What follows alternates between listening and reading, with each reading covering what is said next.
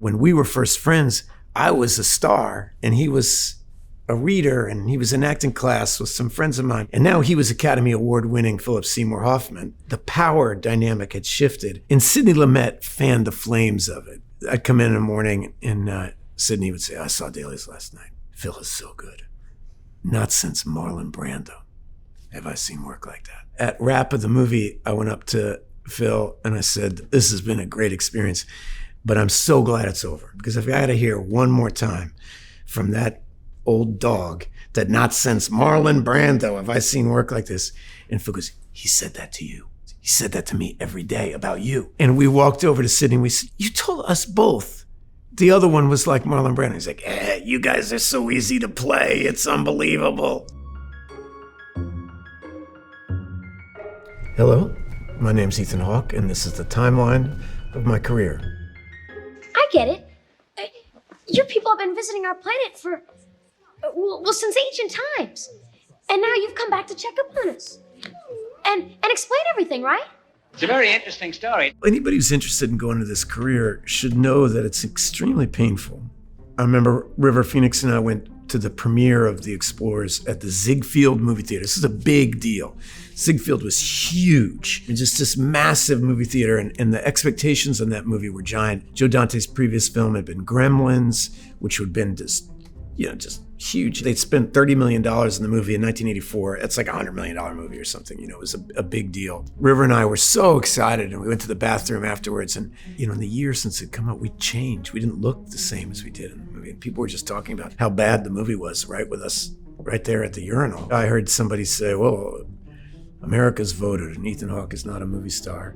Now, I was 14. It seems like an awfully cruel for the votes to be in at 14. That doesn't seem fair. But it was a great lesson about expectation and about why are you doing something. And if you're doing it to be a big shot, you're going to be humiliated. But if you're doing it because you love it, they can humiliate you. My name is Stephen Meeks. Oh, this is Todd Anderson. Nice to meet you. Nice to meet you. Shirley Dalton. Knox Overstreet. Todd's brother was Jeffrey Anderson. Oh, yeah, sure. Peter was, for lack of a better word, he is, and I mean this in the best sense of the word, there's something mystical about him. He was a true master craftsman. He thought about making movies with real discipline. And I'm watching him direct Robin Williams. Not an easy thing to do because Robin was a comic genius, but dramatic acting was still new to Robin at that time. And watching that relationship, like in the room, I was 4 feet away while they're talking about performance. And that was something you don't unsee. Oh, Captain, my Captain. Who knows where that comes from? Anybody? Not a clue. It's from a poem by Walt Whitman about Mr. Abraham Lincoln. Now, in this class, you can either call me Mr. Keating, or if you're slightly more daring, oh, Captain, my Captain. Robin Williams didn't do the script. And I didn't know you could do that.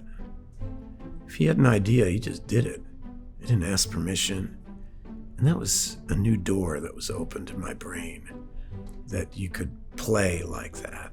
And Peter liked it, as long as we still achieved the same goals that the script had. They had a very different way of working, but they didn't judge one another or resist one another. They worked with each other. That's exciting. That's when you get at the stuff of what great collaboration can do, is that people that you don't have to be the same, but you don't have to hate somebody for being different than you are. And then the collective imagination can become very, very powerful because the movie becomes bigger than one person's point of view. It's containing multiple perspectives. Do you have any idea what they were arguing about? Do you speak English? Yeah. No, I'm sorry, my German is not very good.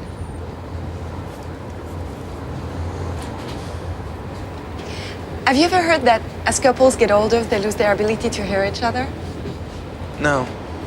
Well, supposedly, men lose their ability to hear higher pitch sounds, and women eventually lose hearing on the low end. I first met Richard Linklater when I went to see Slacker. We're talking about, 1990, 1991, and I was becoming an adult. And this was a new voice. It was like a voice that felt like it was my generation. It was like it wasn't copying old people's movies. It wasn't trying to be Hollywood. It was somebody communicating with me and my generation. It was a movie that I'd thought about making. I think like a lot of us had thought about making something like that, but he did it. So I was very interested in him. He was from Austin and I was from Austin. I was like, who is this guy? And then I was starting a theater company and we were doing a play called Sophistry by Jonathan Mark Sherman, and Anthony Rapp was in it. And so Anthony Rapp invited us to a rough cut of Dazed and Confused. When I saw Dazed and Confused, I thought that there is a great injustice in the universe that just occurred because I was supposed to be in that movie. I wanted to be in that movie. I didn't understand why I wasn't in that movie. And then I heard a couple weeks later that the director of that movie, the director of Slacker, this guy Richard Linklater, was coming to see our play. He came and we all went out to dinner afterwards. Dinner, we didn't eat, we drank till like 4 a.m. I just talked to this guy. He brought up that night this idea for a film he had called Before Sunrise. And that's how our friendship started. I want to keep talking to you. I have no idea what your situation is, but I feel like we have some kind of connection, right? Yeah, me too. Yeah, right. Well, great. So listen, here's the deal. This is what we should do. You should get off the train with me here in Vienna and come check out the town. What? Come on, it'll be fun. Come on. What would we do? I don't know. All I know is I have to catch an Austrian Airlines flight tomorrow morning at 9:30, and I don't really have enough money for a hotel, so I was just gonna walk around. And it'd be a lot more fun if you came with me. And if I turn out to be some kind of psycho, you just get on the next train. That movie's two people, and it's a movie about the connection between what can happen when a man and a woman really connect emotionally. What is real intimacy? Real intimacy. And he knew he wanted to build that movie around the two actors. I mean, he would probably tell you, if he didn't find the right two people, I'm not sure he was going to make that movie. He was hunting for co-conspirators. I was doing the auditions, and then I got paired with Julie Delpy, and I don't think I'd ever felt so stupid in my life. It was incredibly humbling. She was 21 and seemed like the stuff of a Tolstoy novel or something. She was deep and wild and mercurial, and I felt like a dumb American. I just felt like a Nimrod. And somehow Rick liked that combination and cast us both. And then we worked on those movies for 20 years. And we're not gonna call, right? Or no? It's depressing. Yeah. Okay. All right. All right, your train's gonna leave. Say goodbye. Bye. Goodbye. Au revoir. Later.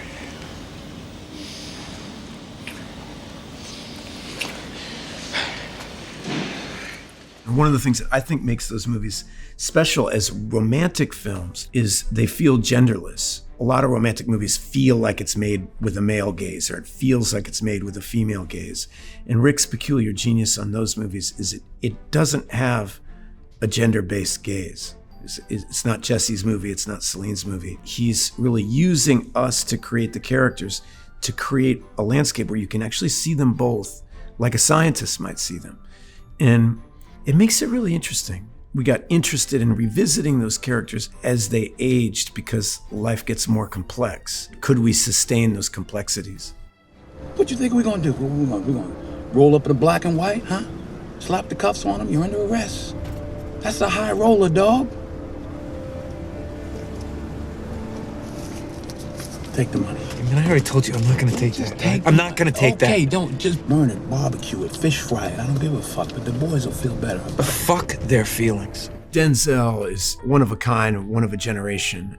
It's kind of like playing rhythm guitar really well to let somebody solo. Like, you can screw up the rhythm, you can screw it up. The only reason this guy's not gonna win the Academy Award for this movie is if I screw it up. So I had to be present and use everything I've learned. And Antoine Fuqua is a wonderful director, and he loves authenticity, and he loves things that smell right. Does it feel lived in? Does it feel real? What am I photographing? And he just gave us a world. And if your game, Denzel's imagination is so powerful that he's going to bring you into an imaginative universe where you don't know what's going to happen. You can just live it. And those lines between Are we improvising? Are these lines of dialogue? What's happening here? Get really unclear, and it gets really exciting. Move real slow, keep your hands where I can see them. And once you put that money in that bag, take your weapons and place them inside that pillowcase right there. Congratulations, son. You made it. You passed the test. You're a knock. You're in. Please, put the gun down before you give my girl a heart attack. Here, put the gun down. So take the money and put it in that bag. Take your weapons and place them inside that pillowcase. You can fuck your appointment with the Russians. You're not gonna make it. There's a few films that changed my career. You know, the first, most obvious one is Dead Poets Society, because all these things opened up. But Training Day taught me that you can make a mainstream Hollywood movie and it can be great. I was in my 20s and I had a kind of more punk rock spirit about everything that was successful was phony. And with Denzel, I realized, oh, wait a second. This can be done. You can make meaningful cinema in Hollywood. You have to be really good. And so opportunities changed for me dramatically after Training Day. Did you touch anything? I don't think so. You don't think so? I don't think so, no! No! I didn't touch anything! Did you touch anything? I don't like this, Andy! I don't like... Shut up! Did you touch anything? No. Are we good? Let's go. Sidney Lumet didn't just direct Dog Day Afternoon. He directed Marlon Brando in Tennessee Williams' The Fugitive Kind. Like, he directed Serpico. He directed Henry Fonda in 12 Angry Men. He directed Network. One of my favorite, Nick Nolte in Q&A, is like this incredible performance. Even his lesser-known films have the stuff of greatness in them. So I had been friends with Philip Seymour Hoffman for years, and Phil brought Sidney to see me in a play. I was doing Hurly Burly. That's where I met Sidney. And then I got a call the next day. Like, Phil was like, yeah, Sidney wants to talk to you. Read the script. How did it feel being cast by him? It felt great. It felt like the way a pro baseball player might feel if all of a sudden the Yankees want to sign you. So, wait, I don't want to play for the Yankees. You say it again, I'm in. What are you talking about? You say it again, I'm in. I'm in.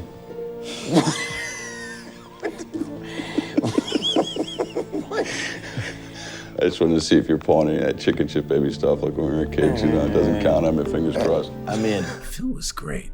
And by that I mean, he didn't suffer fools lightly. He was one of those people that it just felt life and death to him, whether or not we did the scene well. The stakes were very high for him, and it could be scary. I remember once we were rehearsing, and it's when I found the character. It's gonna sound mean, I think, but it wasn't mean. We were rehearsing, and I don't know, pouring some coffee in a break, and I just have no idea who this guy is. And Phil said, "You wanna know why?" I'm like, "Why?" He goes, "'Cause you keep trying to play alpha, and I'm the alpha. Stop it." It's like, and for some reason it all just clicked. It's like he started a dynamic between the two of us that was right. Power and status in brothers, in society, it all plays a game. And you know, when we were first friends, I was a star and he was a reader, and he was in acting class with some friends of mine, but I was already starring in movies, right? And now he was Academy Award winning Philip Seymour Hoffman, and he's casting me.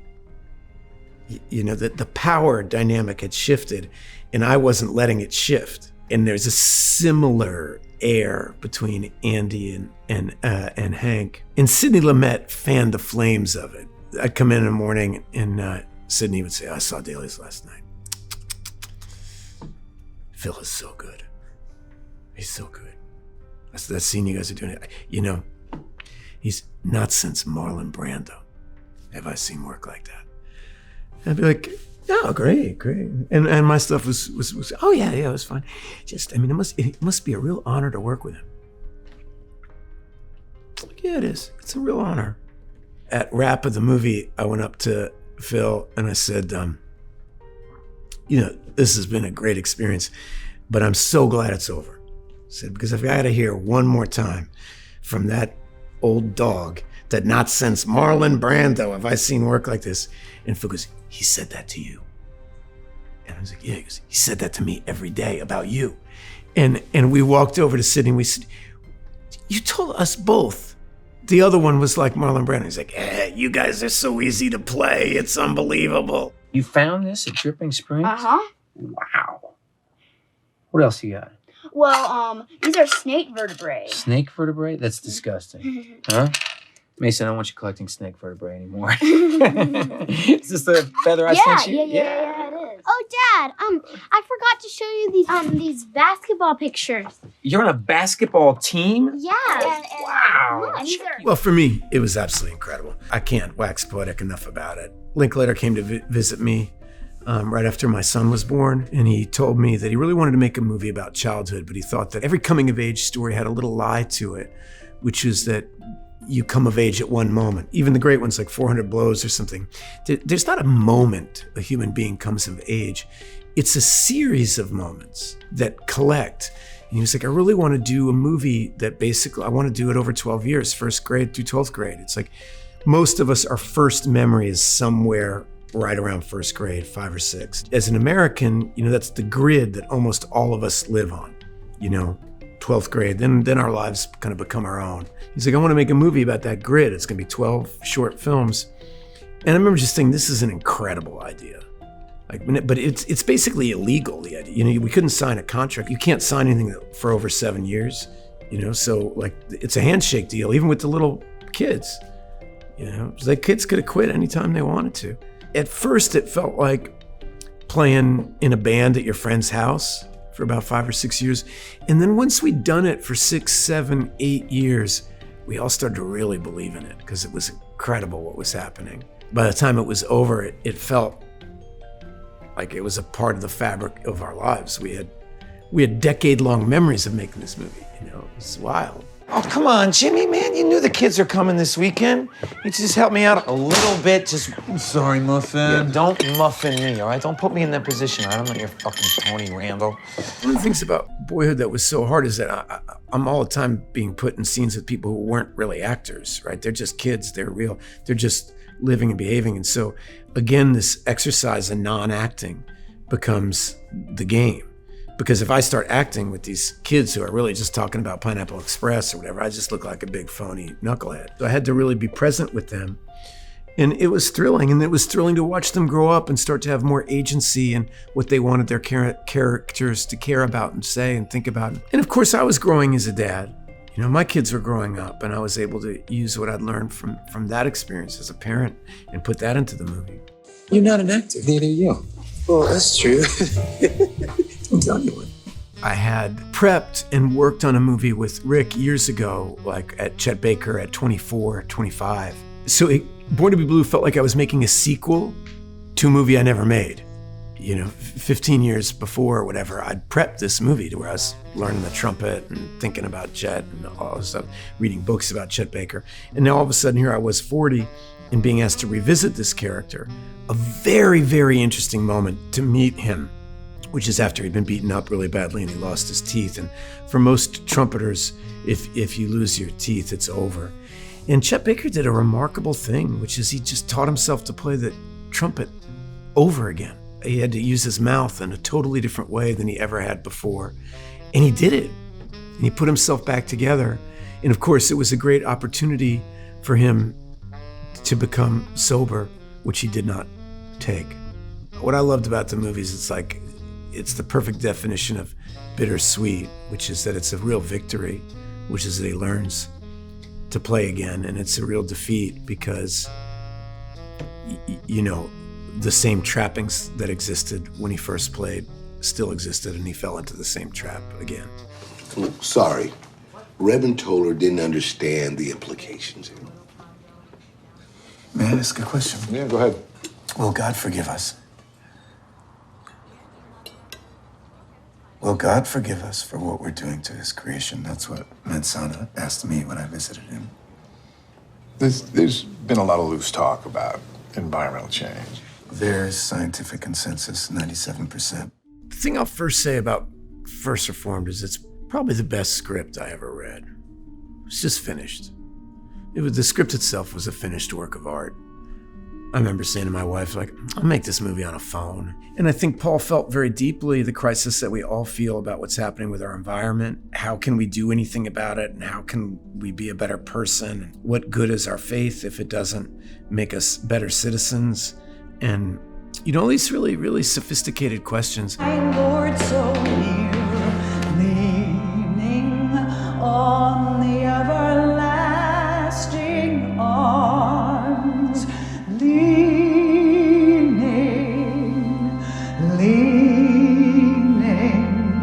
I know some things about it that I'm not sure helpful to say, but I think that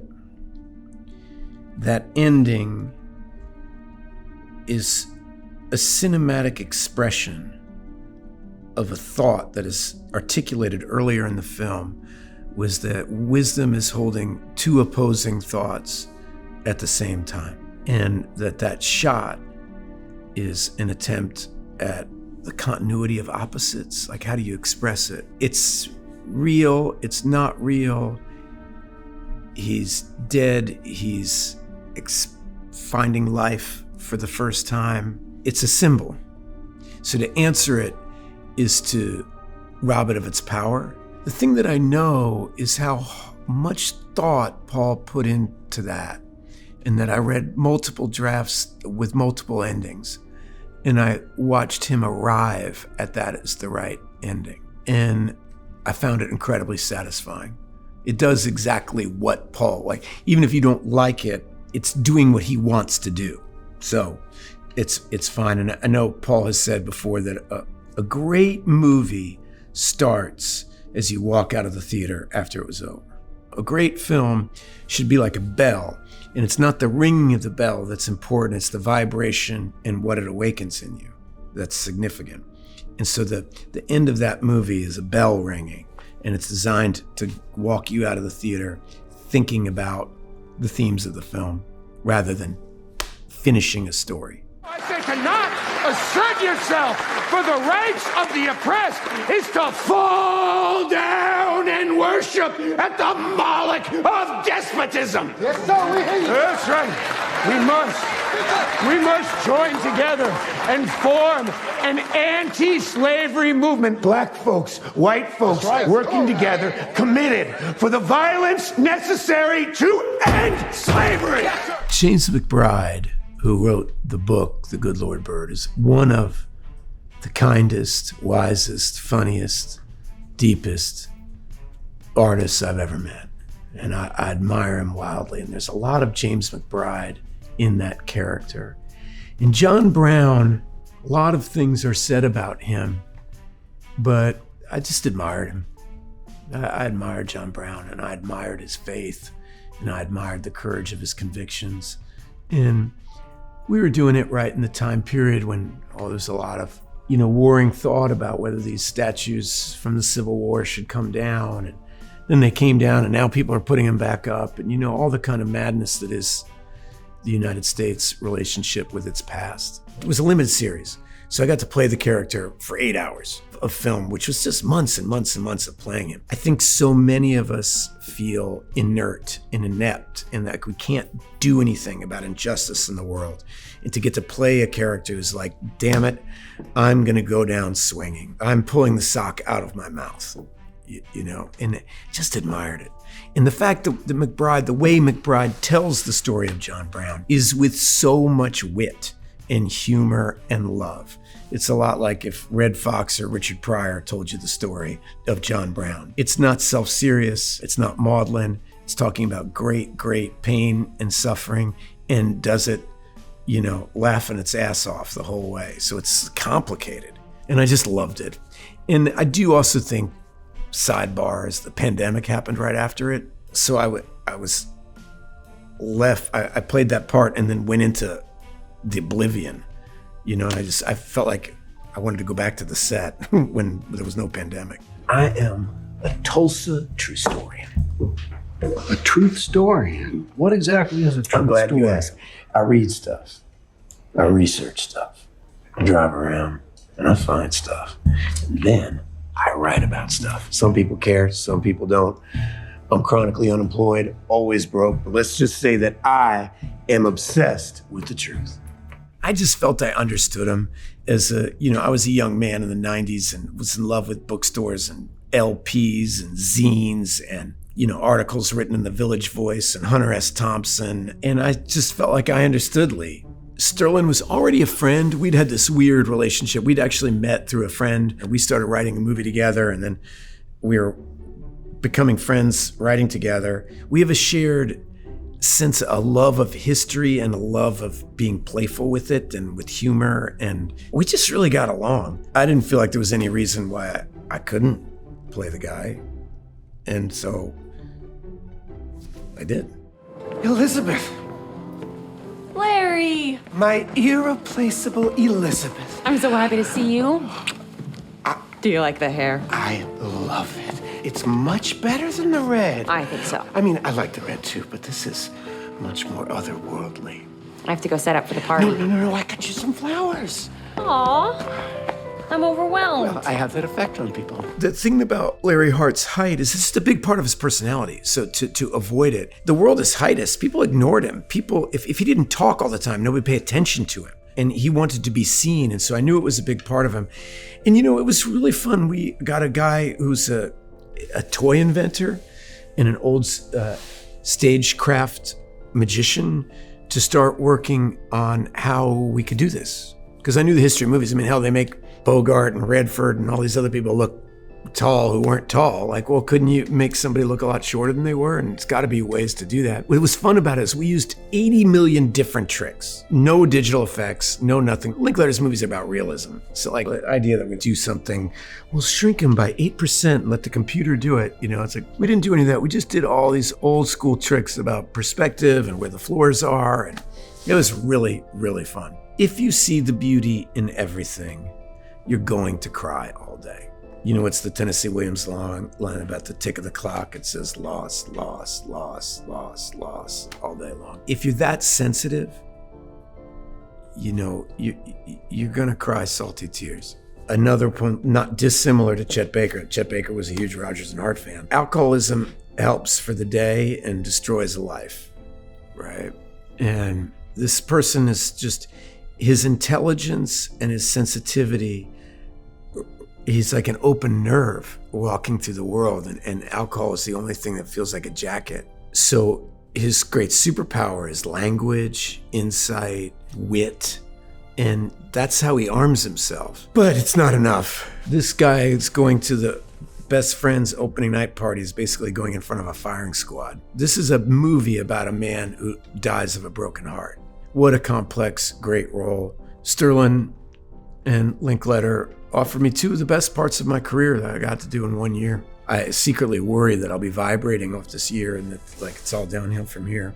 But so be it.